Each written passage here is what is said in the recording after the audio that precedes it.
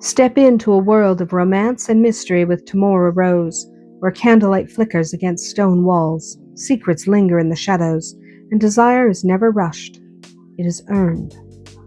Today we're talking about something that has quietly become one of the most powerful forces in modern romance storytelling: consent. Not as a rule book, not as a lecture, but as the very heartbeat of intimacy, tension, and emotional connection. For a long time, romance fiction was shaped by ideas that equated dominance with desire and persistence with passion. The grand gesture was often uninvited. The kiss arrived without warning.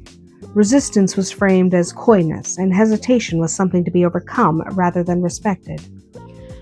Those stories reflect the eras that produced them, but they no longer satisfy readers who crave emotional depths alongside the heat. Modern romance readers want more than chemistry. They want trust. They want agency. They want characters who choose each other. Not because they're cornered by circumstance or overwhelmed by force, but because the pull between them is undeniable and mutual. Consent has become the foundation that makes the choice feel real. And when it's written well, it doesn't dull the spark. It sharpens it. One of the greatest misconceptions about consent in fiction is that it has to sound clinical or awkward. That intimacy grinds to a halt while characters negotiate every touch like a legal contract. But consent in storytelling is rarely about explicit phrasing alone. It lives in pauses, in awareness, in the way one character notices the way the other inhales when they step closer, and waits. Consent is the shared breath before a kiss. It's the quiet question hidden in a glance. It's a hand hovering, not taking until it's welcomed. It's the unspoken understanding that eagerness matters just as much as attraction. When both characters are fully present and fully willing, the moment carries weight, and the reader feels it. There is something profoundly compelling about a character who wants deeply but refuses to assume, who desires without entitlement, who understands that passion without permission isn't romance, it's intrusion. When a hero or heroine pauses and says, "Only if you want this," it signals confidence, restraint, and emotional intelligence all at once. That kind of character isn't less powerful, they're more so. Power that's freely restrained is far more intoxicating than power that's imposed. A character who can take, but chooses to ask, reveals self-control. And that self-control makes the eventual surrender feel explosive. Consent also transforms attraction into connection.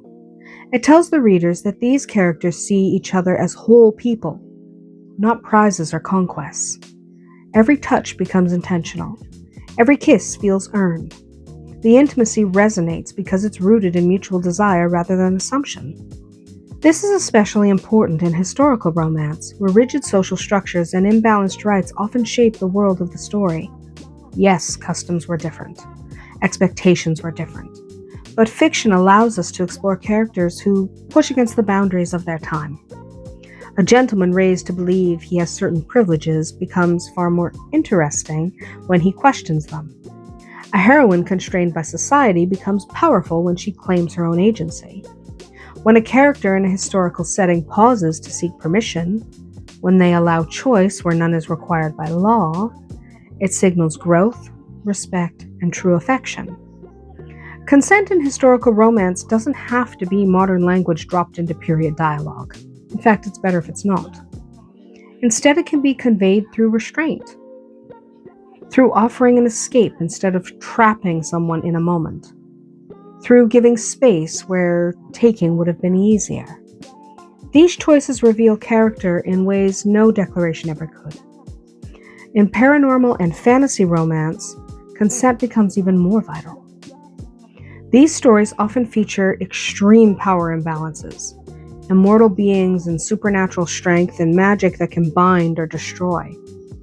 When one character holds overwhelming power, the ethical weight of choice becomes central to the romance. There's nothing alluring about desire enforced by magic, blood, or fate alone. What captivates readers is the moment when a powerful being deliberately steps back and allows the other character to choose, when dominance is offered, but not imposed, when freedom is preserved even at personal cost. The tension skyrockets when the choice is real, when staying is optional, when leaving is actually possible. That freedom transforms attraction into devotion. It tells the reader that the bond isn't formed by fear or obligation, but by want and desire. Another reason consent strengthens romance narratives is how it reframes rejection. When a character hears, "not yet," or "not like this," their response matters. Do they listen? Do they step back and wait? Do they respect the boundary without resentment? Characters who can accept a boundary with grace become far more compelling. They show emotional maturity. They prove that their desire is genuine rather than self-serving. And when that boundary eventually softens and trust grows into a yes, the payoff is deeply satisfying. Consent in this way becomes a narrative tool. It creates tension without cruelty. It allows desire to build slowly. It turns anticipation into a slow burn rather than a forced spark. The reader isn't just watching two people collide. They're watching them choose each other, again and again. For writers, the beauty of consent is that it doesn't have to interrupt the flow. It can just be the flow. A whispered question can be just as erotic as an impulsive touch. A pause can be as charged as a kiss. Waiting can be the most seductive act of all. And consent is ongoing. It shifts with emotion, circumstance, and vulnerability. A character might be eager one moment and hesitant the next, and that fluctuation adds realism rather than friction. Romance thrives when characters are attuned to each other, responsive to those changes instead of blind to them.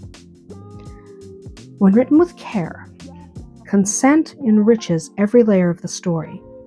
It deepens character arcs, it strengthens emotional stakes, it allows intimacy to unfold in ways that feel safe, thrilling, and authentic. The result is romance that lingers long after the final page or the final scene. Romantic fiction, it doesn't exist in a vacuum. It shapes expectations. It offers templates for desire, love, and connection.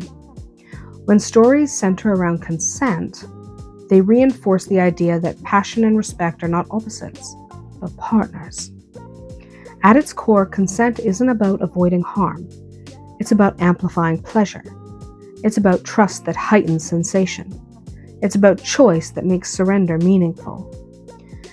It transforms physical intimacy into an emotional crescendo that resonates with readers who crave depth as much as they crave heat. The most unforgettable romantic moments are not the ones where boundaries are ignored. They're the ones where both characters know, without a doubt, that they are wanted, freely, eagerly, and completely. That knowledge is intoxicating.